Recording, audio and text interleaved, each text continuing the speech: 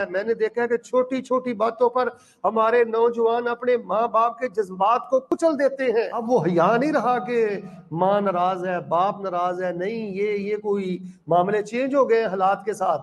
اگر آپ اپنی زندگی کو مصائب سے بچانا چاہتے ہیں تو اپنے والدین کے ساتھ محبت کریں، ان پہ خرچ کریں، ان سے حسن سلوک کریں.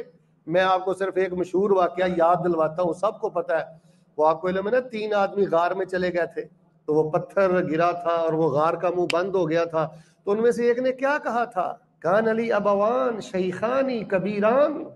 میرے والدین تھے، بوڑھے تھے، ماں باپ تھے، اور میں ان کو کھلاتا پلاتا تھا. ایک دفعہ بکریاں چراتے چراتے میں دور چلا گیا.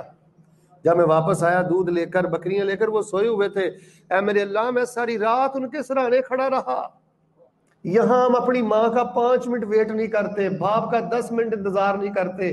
میں نے نوجوانوں کو دیکھا، ماں باپ کو آنکھیں نکالتے ہیں، وہ 5 منٹ کی تاخیر ہو جائے. بھئی یہ دنیا کی ذلت ہے، دنیا کی بربادی ہے، دنیا مکافات عمل ہے.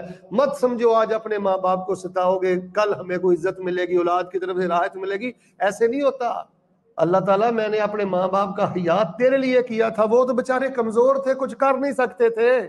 اللہ تجھے راضی کرنے کے لیے میں ساری رات ان کے سرانے کھڑا رہا. سب سے پہلے میرے ماں باپ نے پیا، پھر میں نے اپنے بچوں کو پلایا. میرا اگر یہ عمل تجھے پسند ہے تو اللہ تعالیٰ میں نجات دے دے. بخاری اٹھا کے دیکھ لیں، جب انہوں نے یہ دعا کی، اپنے عمل کو اللہ کی بارگاہ میں پیش کیا، اللہ پاک نے ان کو سلامتی کے ساتھ اپنے گھر میں پہنچا دیا. تو میرے پیارے بھائیوں، والدین کے ساتھ حسن سلوک یہ سب سے بڑی نیکی ہے. ماں باپ کو ستانا، ماں باپ کو گالی دینا اور ماں باپ کو رلانا، یہ بڑے گناہوں میں سے ایک خطرناک گناہ ہے.